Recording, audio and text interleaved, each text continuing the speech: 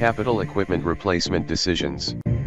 The economic life, also called service life or useful life, is the expected period over which an asset is fit for purpose. The physical life of an asset could be considerably longer than the economic life. Without careful analysis, it is possible to confuse the two. Economic life of the asset occurs when the total cost of ownership is at a minimum. At this point, the asset should be replaced.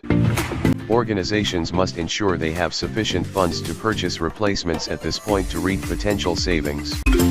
Other considerations such as technical improvement on newer models must also be factored into this decision area.